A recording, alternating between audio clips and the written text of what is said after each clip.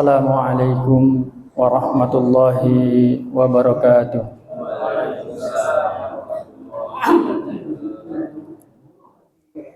Alhamdulillahi ala ihsani wa syukru lahu ala taufiqi wa imtinani.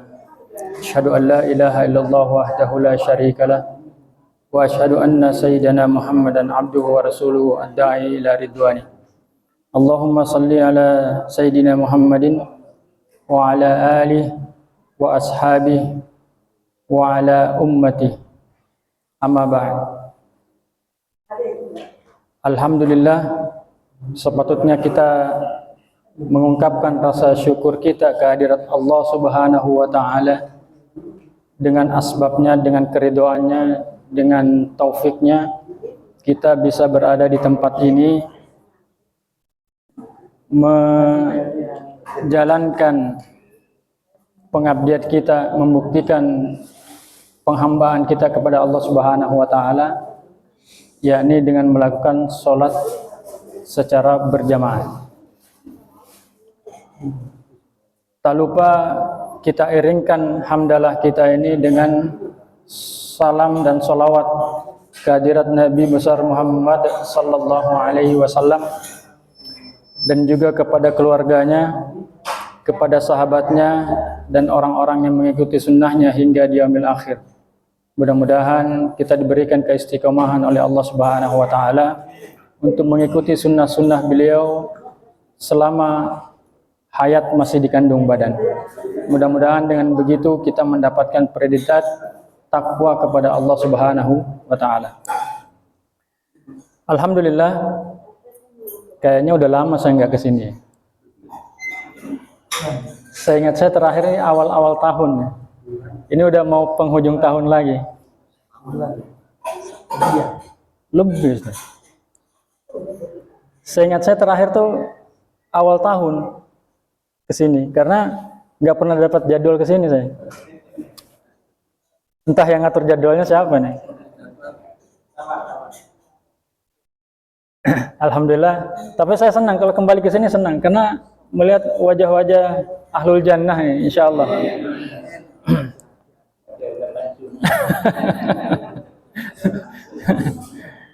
Justru Pak, ada yang pensiunan masih jarang mau ke tempat ibadah Pak. Dan itu banyak ya. Alhamdulillah. Baik, sebelum kita mulai kajian kita, senantiasa Al-Fakir mengingatkan supaya duduknya kita di sini, berlalunya waktu kita berada di tempat ini mendapatkan berbagai kemuliaan, berbagai keutamaan. Yang pertama, kita niatkan di dalam diri kita untuk thalabul ilm. Yang kedua, kita niatkan i'tikaf. Jadi selama duduk di sini kita mendapatkan keutamaan i'tikaf. Yang ketiga, kita niatkan untuk menunggu masuknya waktu sholat isya. Karena dengan demikian Allah Subhanahu wa taala membanggakan kita di hadapan makhluk-makhluknya di langit, terutama para malaikatnya. Kembali kita melakukan kajian kitab Al-Adabul Mufrad. Berarti dulu nih sambungannya yang dulu Pak, melanjutkan kajian yang dulu, yang awal tahun Pak, saking lamanya ya. Tapi mudah-mudahan Allah berikan barokah kepada kita semua. Dulu pernah kita bahas bahwa kitab ini adalah kitab yang ditulis atau disusun oleh Imam Bukhari. Cuma memang kurang terkenal dibanding dengan kitab hadis sahihnya, Sahih Bukhari. Ya. Tapi meskipun terkenal, jarang ada yang baca ya. Baik. A'udzubillahi minasyaitonirrajim. Bismillahirrahmanirrahim. Alhamdulillahirabbil alamin. Allahumma shalli ala sayyidina Muhammadin wa ala alihi washabbihi ajmain. Allahumma ighfir lana dzunubana wa liwalidina wa limasyayikhina man ajazani ila muntaha isnadi wa jami'il muslimina wal muslimat wal mu'minina wal mu'minat. Allahumma faqqihna fid din wa 'allimna ta'wil wa anta rabbuna farzuqna istiqamah. Subhanaka la 'ilma lana illa ma 'allamtana innaka antal alimul hakim. Allahumma anfa'na bima 'allamtana wa 'allimna ma yanfa'una wa zidna ilma. Allahumma inna a'udzubika min ilmin la yanfa wa min qalbin la yakhsha wa min nafsin la yashba wa min du'a la mustajaba laha. Qala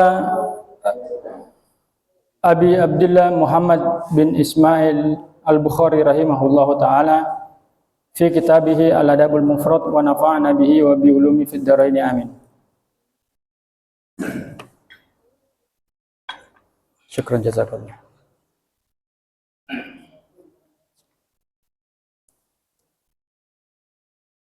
Wa bihi ilaihi qal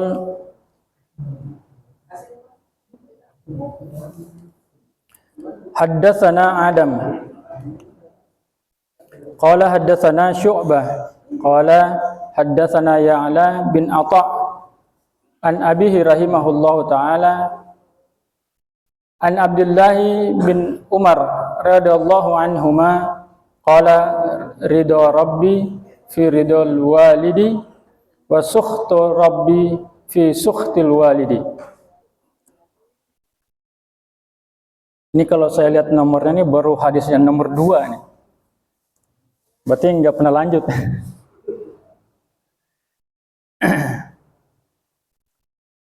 Imam Bukhari mendapatkan hadis ini dari salah seorang gurunya, yakni Adam. Imam Bukhari ini, Pak, Bu. Pak, ditaruh di sana aja, Pak. Ini kalau saya makan gak ada yang ngomong ini.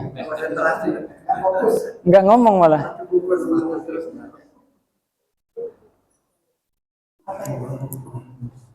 Wajib, tafadhol. Imam Bukhari itu punya banyak guru. Bahkan dikatakan gurunya Imam Bukhari itu sebanyak murid-muridnya. Jadi ada yang mengatakan bahwa gurunya Imam Bukhari itu dan murid-muridnya itu kurang lebih berjumlah 1000-an. Ada yang punya guru 1000. Nah, kenapa demikian? Karena Imam Bukhari ini sering melakukan rihlah. Rihlah itu perjalanan.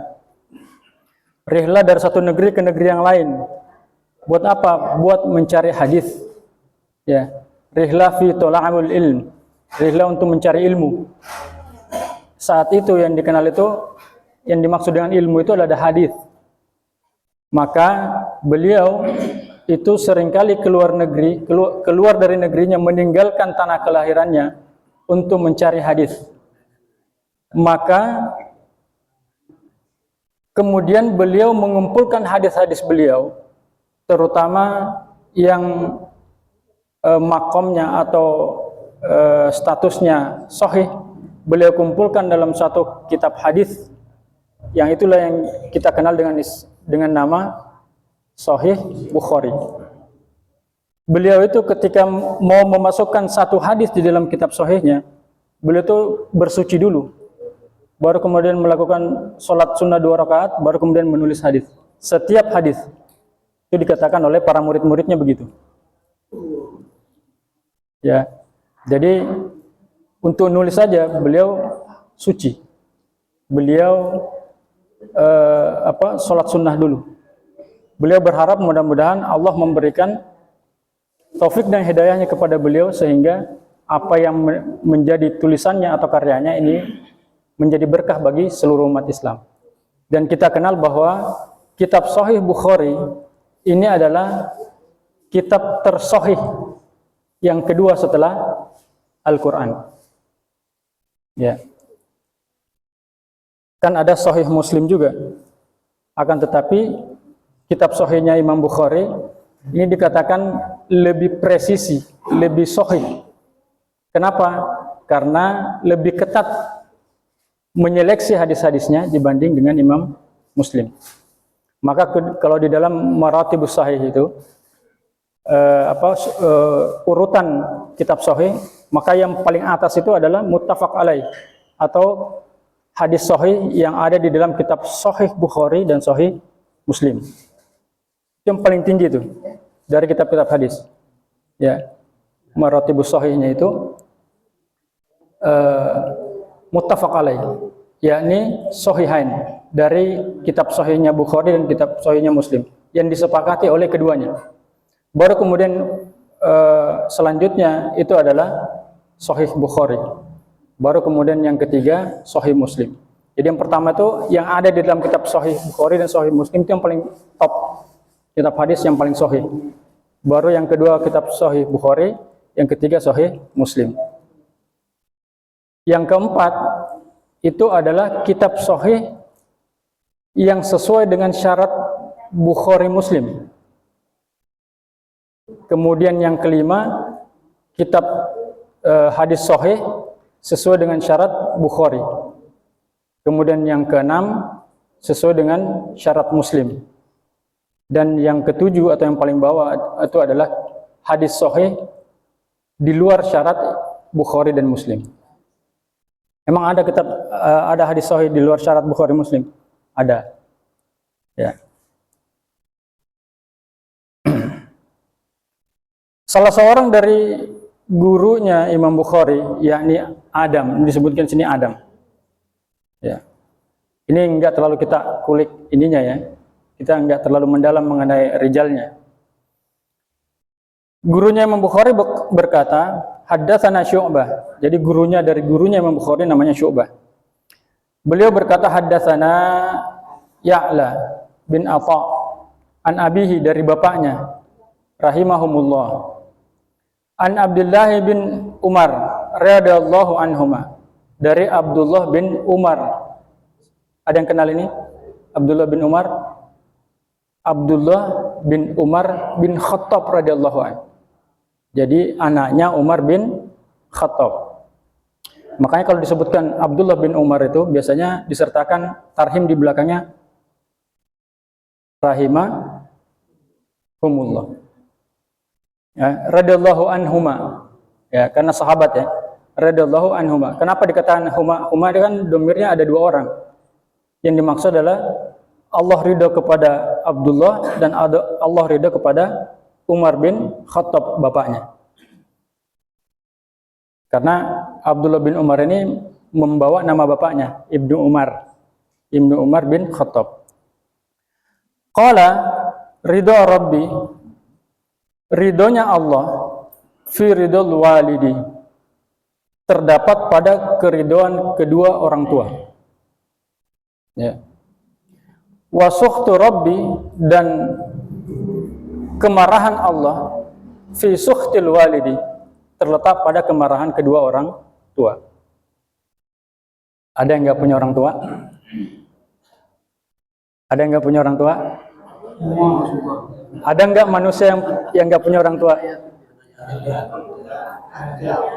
Ada nggak manusia yang nggak punya orang tua? Nabi Adam punya orang tua nggak? Nabi Adam nggak ada. Yang nggak punya ibu? Nabi Isa. Ya. Nabi yang nggak punya bapak? Afwan. Yang nggak punya bapak Nabi Isa. Hanya punya ibu saja.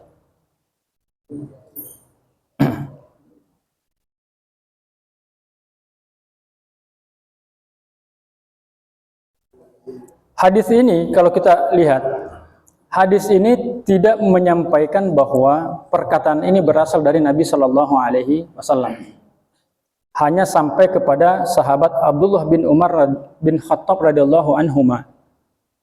Oleh karenanya di dalam ilmu hadis atau mustalah hadis ini disebut dengan hadis mauquf, karena tidak sampai pada Nabi Shallallahu Alaihi Wasallam. Nah, sekarang pertanyaannya, kenapa dimasukkan ke sini? Kenapa dimasukkan dalam kitab ini? Karena ternyata ada hadis lain melalui jalur riwayat yang lain yang menyatakan bahwa perkataan ini, ridho Rabbi fi ridhol walidi, itu dinyatakan atau dikatakan atau disampaikan oleh Nabi Shallallahu Alaihi Wasallam. Di dalam ilmu mustalah hadis, hadis mauquf itu hukumnya atau posisinya itu dhaif. Kenapa dhaif? Karena tidak meragukan, karena meragukan hadis itu apakah ini diucapkan oleh Nabi atau tidak. Itu masih meragukan. Oleh karenanya dihukumi sebagai dhaif. Akan tetapi Hadis ini bisa terangkat dari dhaif menjadi hasan jika ada hadis lain yang serupa dengan hadis ini yang mendukung hadis ini yang lebih kuat. Ya, ternyata setelah saya lihat-lihat, hadis ini disebutkan di dalam beberapa kitab hadis. Ya. Ini kebetulan di dalam HP ini ada aplikasi hadis ya. Hadis ini juga diriwayatkan di dalam kitab Sunan Tirmizi, ya, Jami'ut Tirmizi. Nah, itu disampaikan juga di dalamnya bahwa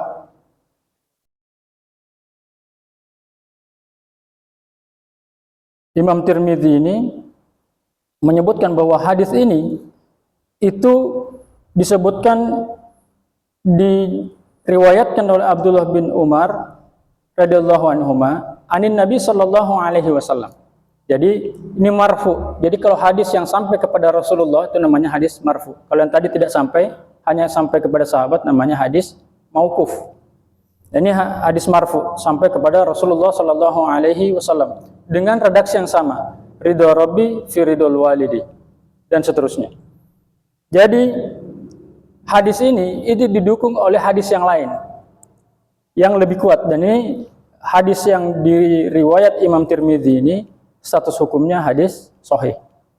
Kemudian di dalam kitab yang lain, yakni Al-Mustadraknya Imam Al-Hakim, itu juga disebutkan hadis ini dan sifatnya juga atau hukumnya marfu sampai kepada Rasulullah sallallahu alaihi wasallam. Kemudian ya sampai di situ. Ada dua kitab hadis yang memuat hadis yang serupa, yang dua-duanya itu hukumnya atau makomnya sahih. Kalau di sini kita sebutkan tadi dalam kitab Al-Adabul Mufrad, itu hadisnya hadis dhaif. Akan tetapi kemudian hadis ini terangkat jadi hadis hasan karena ada hadis yang lain seperti yang kita sebutkan tadi yang mendukung hadis ini. Di dalam syarah kitab yang lain dikatakan bahwa hadis riwayat Ibnu Hibban juga menyebutkan bahwa hadis ini adalah hadis sahih. Jadi ada tiga ya, Imam Tirmizi, Imam Al-Hakim, kemudian Ibnu Hibban. Itu menyatakan bahwa hadis ini adalah hadis sahih di dalam kitab-kitab hadis mereka. Loh, kalau Imam Bukhari memasukkan hadis ini sebagai hadis yang menjadi artinya beliau menerima hadis ini di dalam kitab Al-Adabul Mufradnya, emang boleh hadis dhaif itu dijadikan sebagai sandaran? Nah, para ulama bersepakat, berijma bahwa hadis dhaif itu bisa dipakai sebagai sandaran atau bisa dipakai sebagai argumentasi di dalam melakukan sebuah amalan. Paling tidak ada 5 syaratnya. Yang pertama, tidak mengandung atau tidak membahas mengenai sifat-sifat Allah. Berarti artinya dia tidak membahas mengenai akidah. Karena kalau akidah harus berdasarkan hadis minimal, paling minimal itu hadis sahih. Tapi yang paling tepat adalah hadis mutawatir kalau hadis akidah. Ya. Yang kedua, hadis ini tidak menentukan halal dan haram. Kan tadi tidak disebutkan halal haram ya, maka dipakai. Jadi tidak menyangkut halal dan haram. Yang ketiga, hadis ini masih dibawa naungan nas-nas yang lebih kuat, baik itu hadis sahih maupun dari nas Al-Quran. Dan banyak dari ayat-ayat Al-Quran dan hadis-hadis sahih seperti yang kita sebutkan tadi, ya, di antaranya yang kita sebutkan tadi itu yang sesuai dengan apa yang dimaksudkan oleh hadis ini. Yang keempat, hadis ini tidak terdapat perawi atau yang merawikan atau rijalul hadisnya ini tidak ada yang kadzab atau pendusta, ya, muttaham bil kadzib, dituduh berdusta.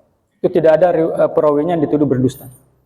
Dan yang kelima, hadis ini terkategori sebagai hadis motivasi, targhib, memotivasi. Jadi 5 syarat ini, minimal 5 syarat ini dinyatakan oleh Imam Nawawi ya di dalam beberapa kitabnya.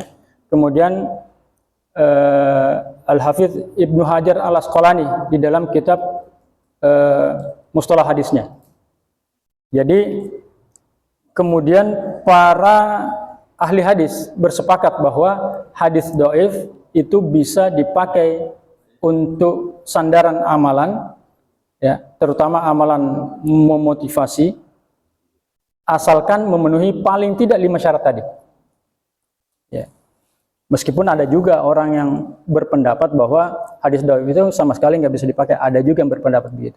Tetapi ijma ya, para muhaddisin, para ahli hadis itu bersepakat bahwa ini bisa dipakai asal memenuhi kelima syarat tadi. Ya. Di sini dikatakan bahwa ridho itu apa sih?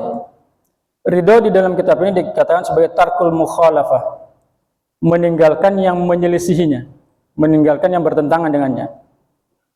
Wa tawafiqu bi amrin may yarda anhu wa bi ra'yihi. Dan kemudian bersesuaian dengan perkara atau perintah siapa saja yang ridho terhadapnya. Wa lahu alla yakhturu fi qalbihi khilafu ridahu. Bahwa dan yang paling tinggi adalah bahwasanya dia tidak bertentangan di dalam hatinya apa-apa yang menyelisihi keridhoannya. Jadi yang dinamakan ridho itu adalah tidak bertentangan. Jadi ridhonya senang, itu namanya ridho. Ya. Ridho Rabbi, kenapa dikaitkan keridhoannya Allah itu dikaitkan dengan keridhaan kepada kedua orang tua? Di sini dikatakan bahwa hina qarana Allah Ta'ala birril walidain bi ibadati Rabbi. Ketika Allah Subhanahu wa Ta'ala menyandingkan perbuatan baik atau berbakti kepada kedua orang tua dengan ibadah kepada Rabb-nya. Wal insanu yatlubu ridahu fid daraini wa yas'alahu yunfiru min sukhtihi. Manusia itu menuntut atau mencari keridhaan Allah Subhanahu wa Ta'ala fid daraini, di dunia dan akhirat. Wa yas'alahu, dan kemudian berupaya untuk apa? Untuk mendapatkan keridhaan Allah Subhanahu wa Ta'ala. Wa yunfiru min sukhtihi, dan mereka akan menjauhi atau menolak apa-apa yang membuat Allah murka. Inilah yang dinyatakan oleh pensyarah hadis ini, bahwa Allah itu menyandingkan antara keridhaan kedua orang tua itu kepada keridhaan Allah Subhanahu wa Ta'ala. Karena sesungguhnya berbakti kepada kedua orang tua ini adalah bagian dari ketaatan kepada perintah Allah Subhanahu wa Ta'ala. Maka kemudian ketika kita berbakti kepada kedua orang tua, maka sesungguhnya kita juga telah taat kepada Allah Subhanahu wa Ta'ala. Maka kalau kita uququl walidain, durhaka kepada kedua orang tua, itu berarti bahwa kita tidak menaati Allah Subhanahu wa Ta'ala. Kalau kita tidak taat kepada Allah, kira-kira Allah ridho apa enggak? Kira-kira Allah ridho apa enggak kalau kita tidak taat kepada perintah Allah? Tidak. Maka ketika kita melakukan uququl walidain, durhaka kepada orang tua, yang pasti orang tua pasti enggak ridho kalau kita durhaka kepada orang tua. Itu juga membuat Allah tidak ridho. Maka dikatakan sesuai dengan hadis ini, ridho Rabbi fi ridhol walidi, bahwa ridhonya Allah itu terletak pada keridhaan kedua orang tua. Wa sukhtu Rabbi fi sukhtil walidi, dan kemurkaan Allah itu terletak pada kemurkaan kedua orang tua. Jemaah yang dimuliakan Allah Subhanahu wa Ta'ala, Isya jam berapa, Pak? Jam 7, masih lama ya? Sekarang jam? Oh, masih lama. Baik. Ini sebenarnya masih ada beberapa hadis yang ingin saya sampaikan, tetapi sebelum berpindah kepada hadis berikutnya, silahkan kalau ada yang mau bertanya dulu, atau ada yang mau menyampaikan unek-unek atau ada yang mau berbagi? Silahkan Pak. Waalaikumsalam warahmatullah. Oh ya.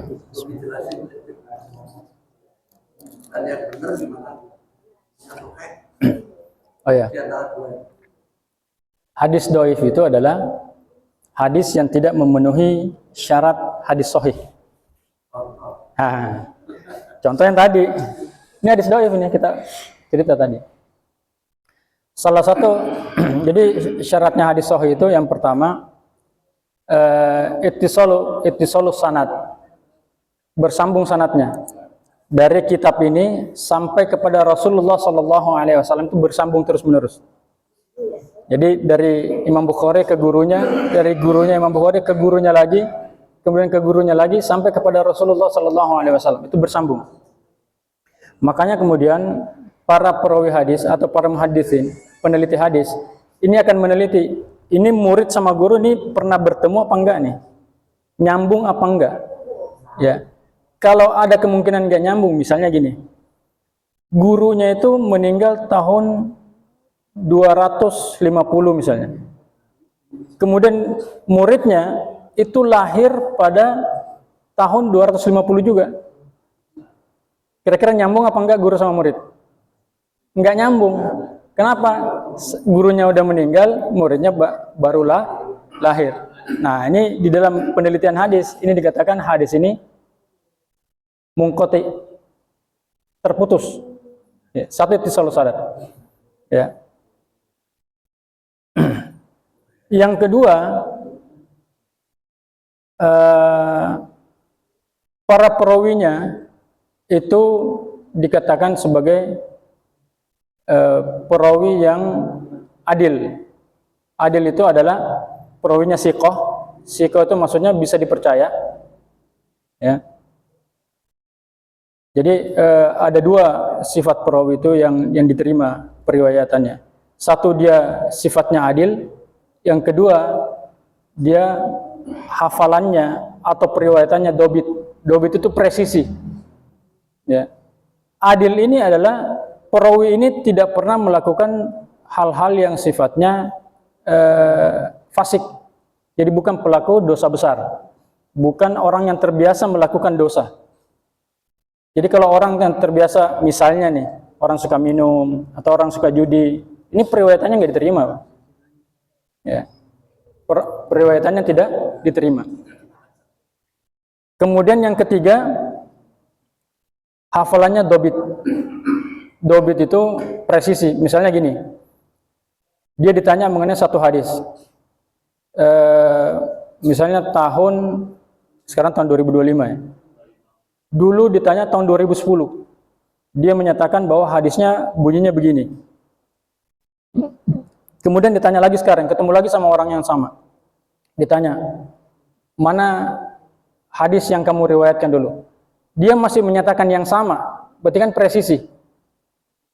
Antara tahun 2010 sama tahun 2025, 2025, itu masih sama periwayatannya. Berarti hafalannya kuat. Nah, ini dikatakan sebagai hafalannya dobit atau presisi. Nah, itu yang diterima. Satu, yang pertama tadi tersambung sanadnya, yang kedua perawinya adil, yang ketiga dobit, ya, presisi, yang keempat tidak ada syadz di dalam hadisnya itu. Syadz ini hadis yang diriwayatkan oleh seseorang yang sama-sama siqah, sama-sama terpercaya, tetapi menyelisihi perawi siqah yang lain. Nah, itu namanya syadz. Ya. Kemudian yang kelima adalah hadis ini mengandung ilal. Ilal ini penyakit hadis. Ini kalau belajar hadis, kalau orang tidak terbiasa dengan hadis itu atau tidak berkecimpung dalam penelitian hadis, maka dia akan tidak mengetahui bahwa sebuah hadis ini ada ilalnya atau tidak. Ini harus melalui penelitian. Jadi 5 syarat ini dikatakan sebagai hadis sahih. Nah, yang tadi ditanyakan hadis dhaif. Nah, hadis dhaif itu adalah salah satu diantaranya ini itu tidak terpenuhi. Salah satu diantaranya tidak terpenuhi.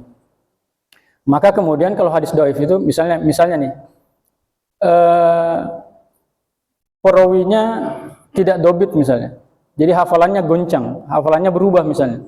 Tahun 2010 dia mengatakan A, tahun sekarang dia mengatakan B. Untuk satu hadis yang sama, maka itu hafalannya berubah. Nah, maka dia grade perawinya itu turun. Ya, tidak sikoh lagi. Jadi sikoh itu mengandung dua hal. Yang pertama dia adil, bukan pelaku kefasikan. Yang kedua, hafalannya dobit, hafalannya kuat, presisi. Jadi itu dinamakan dengan perawi yang sikoh. Baik, mungkin menjawab ya Pak. Contoh tulisan di buku. Oh, di buku. Ini yang barusan kita baca tadi ini hadis dhaif.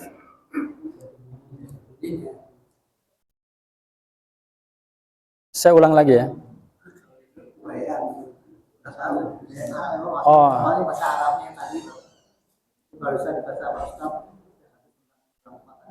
Oh. Kalau bahasa Arab nanya hadis dhaif ya harus bawa kitab mustalah hadis, Pak. Iya. boleh kalau mau belajar mustalah hadis boleh. Boleh. Tapi ketika saya dulu mau belajar mustalah hadis itu memang dipersyaratkan satu harus bisa bahasa Arab. Ya. Yang kedua minimal ada hafalannya. Nah, itu.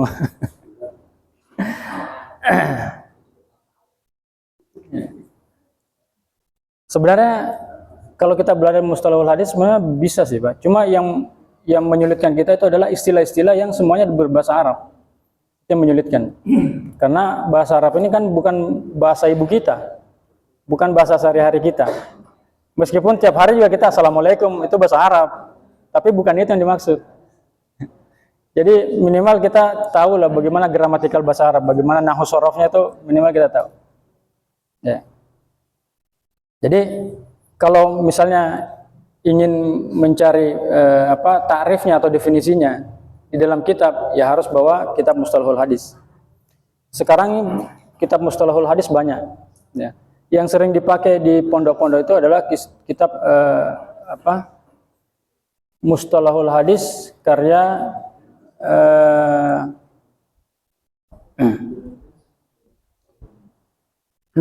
Nukhbatul Fikar itu tulisannya Imam Ibnu Hajar al-Asqalani. Kemudian Nuzhatun Nazar itu syarah dari Nukhbatul Fikar dari Imam Ibnu Hajar al-Asqalani juga.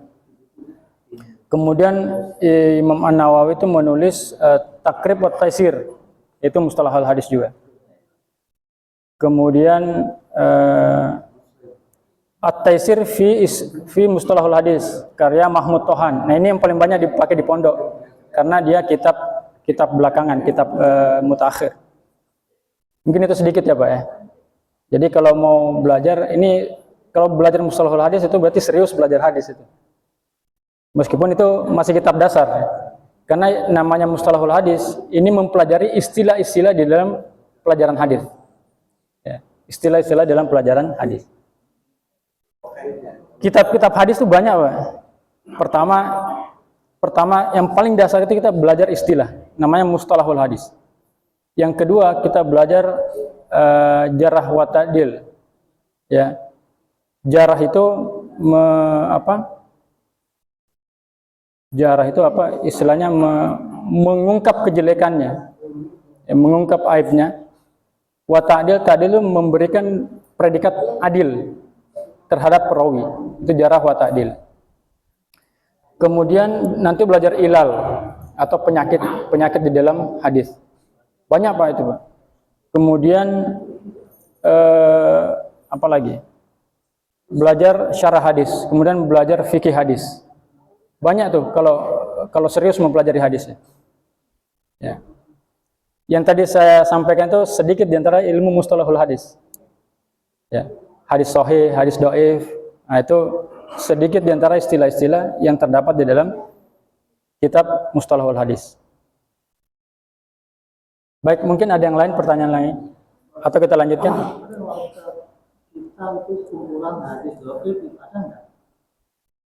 Kumpulan hadis dhaif ada Pak, ada yang menulis. uh,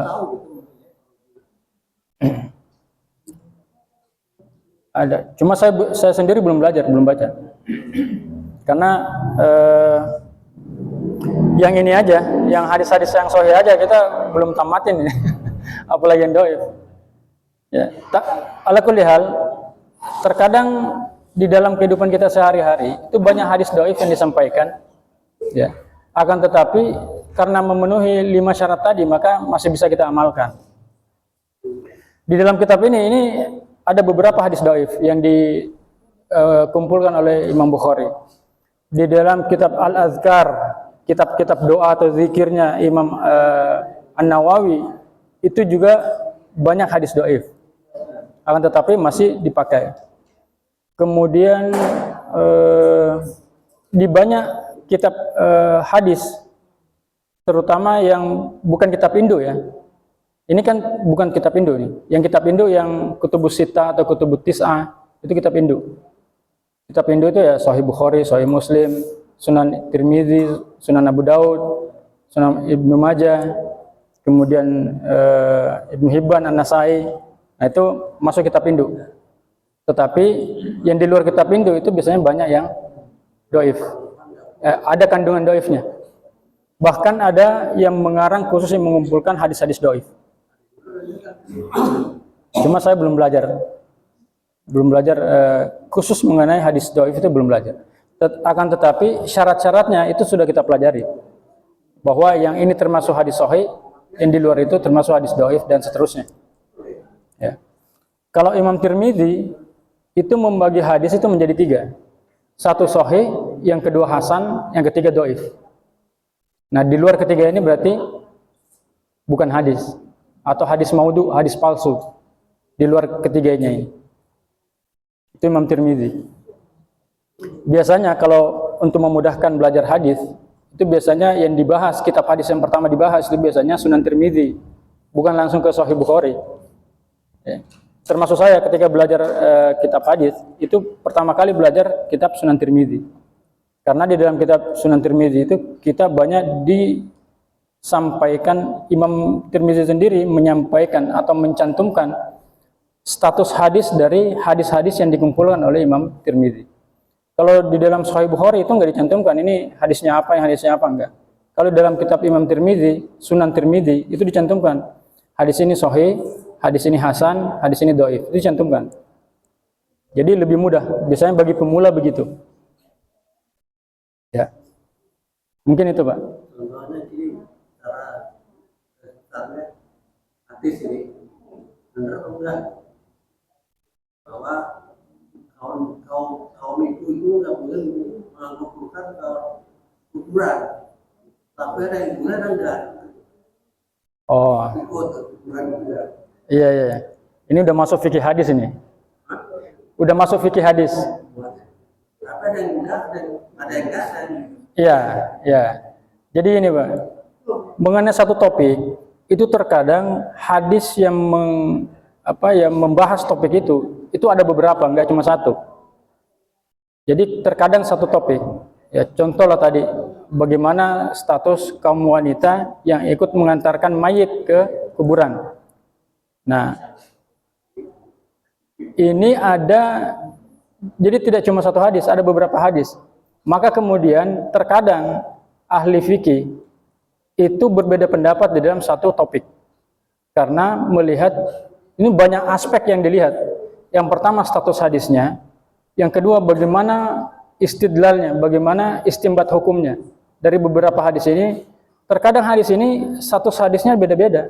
Ada yang sahih, ada yang dhaif, bahkan ada yang mungkar dan seterusnya.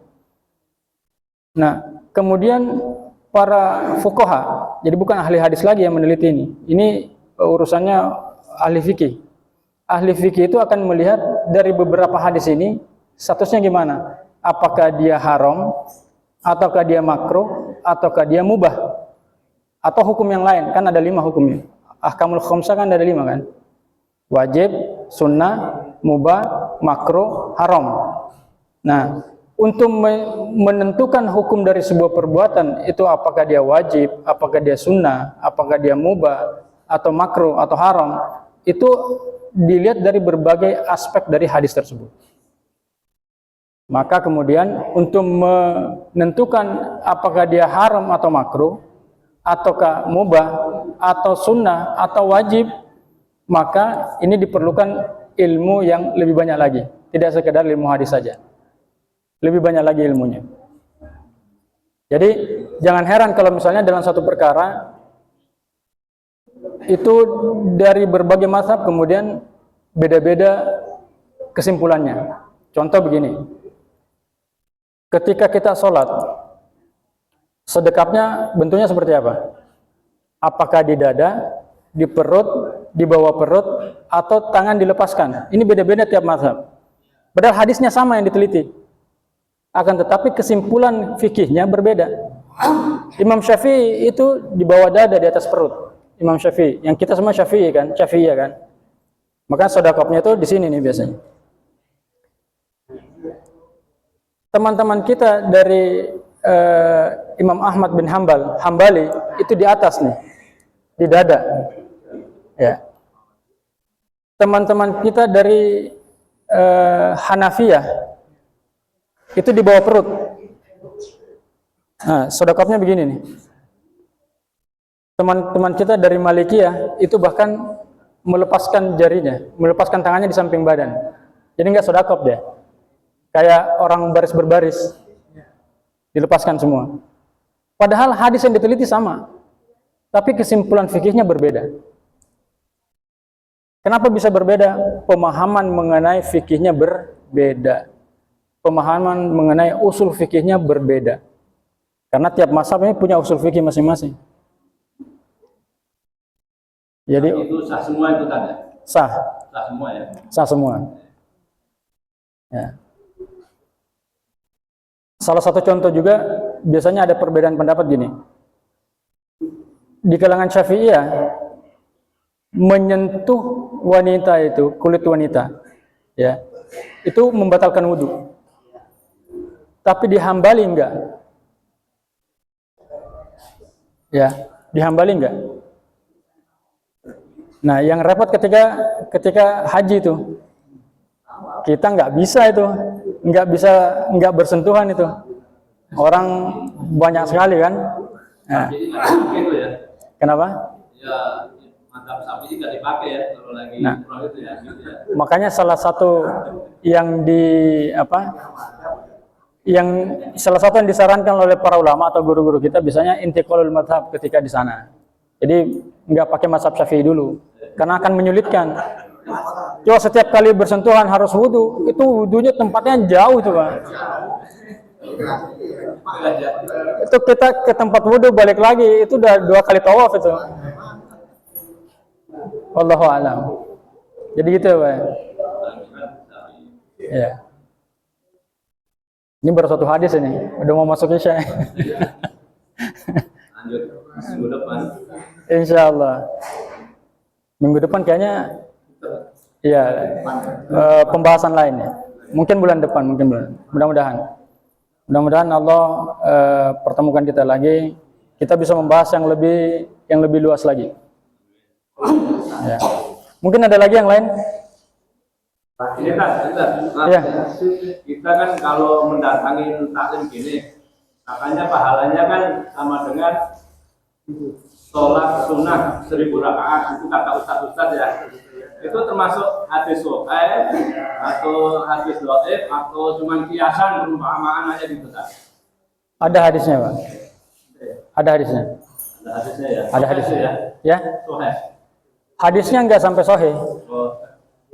Jadi hadisnya tuh menurut Imam Tirmidzi itu paling tinggi hasan hadisnya. Akan tetapi bisa dipakai di dalam dalam motivasi, targhib. Itu kan memotivasi orang untuk hadir di majelis taklim. Jadi saya pernah mengumpulkan hadis yang menyangkut itu, bahwa menghadiri majelis ilmu itu sama dengan melakukan sholat 1000 rakaat. Itu memang ada. Kalau nggak salah saya kumpulkan itu ada 4 hadis. Ya, yang paling tinggi derajat hadisnya itu hadisnya hasan. Ya, yang di bawahnya itu ada hadis dhaif. Ya. Akan tetapi untuk targib, untuk motivasi kita bisa pakai. Walaupun dhaif tapi kan bagus itu ya. Iya, makanya dikatakan hadis motivasi itu begitu. Iya. Memotivasi seseorang untuk berbuat baik, ya, untuk hadis ke majelis ta'lim. Karena kan baik. Ya. Kan ada orang yang hadisan dhaif lah gitu. Nah, itu memang ada, Pak. Tapi itu bukan Syafi'i. Itu bukan Syafi'i orang yang begitu. Memang ada di kalangan kita, di kelompok-kelompok. Gitu. Ya, pokoknya hadis dhaif nggak dipakai aja. Akan tetapi jumhur ulama muhaddisin itu bersepakat bahwa hadis dhaif masih bisa dipakai asal memenuhi 5 syarat tadi. Ya. Baik, karena udah masuk waktu Isya, ya, mudah-mudahan di lain kesempatan kita bisa lanjutkan dengan hadis selanjutnya. Ya. Tadi masih di bab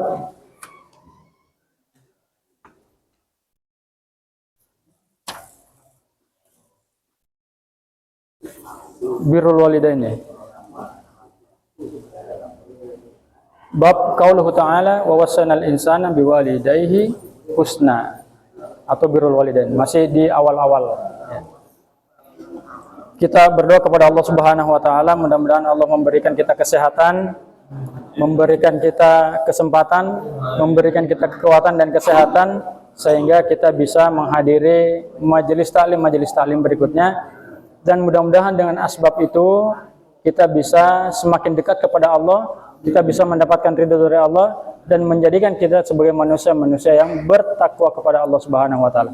Kita tutup kajian kita dengan istighfar, hamdalah dan doa kifaratul majelis. Astaghfirullahaladzim, alhamdulillahirabbil alamin, subhanakallahumma wa bihamdika asyhadu an la ilaha illa anta astaghfiruka wa atubu ilaik. Assalamualaikum warahmatullahi wabarakatuh.